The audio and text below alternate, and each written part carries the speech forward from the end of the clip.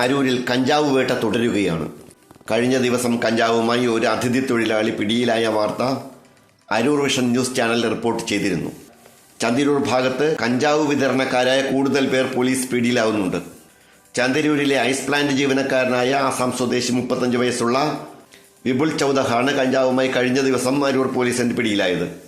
കഞ്ചാവ് കച്ചവടത്തിലെ കണ്ണികളായ അന്തർ സംസ്ഥാന തൊഴിലാളികൾ കൂടുതൽ പേർ ഇതിനകം പോലീസ് പിടിയിലായിട്ടുണ്ട്. ഈ കേസിൽ കൂടുതൽ കണ്ണികളുണ്ടെന്ന് അരൂർ പോലീസ് വ്യക്തമാക്കി. അന്യസംസ്ഥാനക്കാരനായ 27 വയസ്സുള്ള സെബൈദാസ്, 29 വയസ്സുള്ള ദീപ ചെട്ടിയ എന്നിവരാണ് ഇപ്പോൾ പിടിയിലായ ആസം സ്വദേശികൾ. പ്രതികളിൽ ഒരാൾ ഓടി പോലീസ് പിടിയിലാകാതെ രക്ഷപ്പെട്ടിരുന്നു. ഓടി രക്ഷപ്പെട്ട 24-കാരനായ 3-ാം പ്രതി ബിദുബൻ ഗോങ്കൈ 4-ാം പ്രതിയായ ദീപ ചെട്ടിയയുടെ ഭർത്താവാണ്.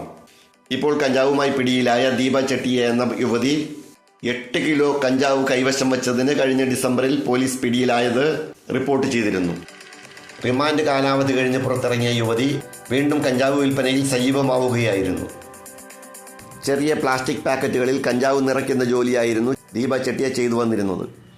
ചന്തിരൂരിൽ വാടകയ്ക്കെടുത്ത മുറിയിലാണ് ഇടപാടുകൾ നടക്കുന്നത്. സമുദ്രോൽപ്പന്ന വ്യാപാര മേഖലയിൽ വർഷങ്ങളായി പണിയെടുക്കുന്നവരാണിവർ.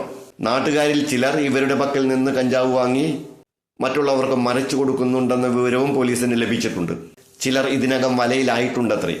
പോലീസിൽ ലഭിച്ച രഹസ്യ വിവരത്തെ തുടർന്ന് Aroor police sub inspector Geethu മോളുടെ നേതൃത്വത്തിലാണ് പ്രതികളെ പിടികൂടിയത്. അരൂർ വിഷൻ ന്യൂസ് ചാനലിന് വേണ്ടി LS അശോക് കുമാർ. നന്ദി.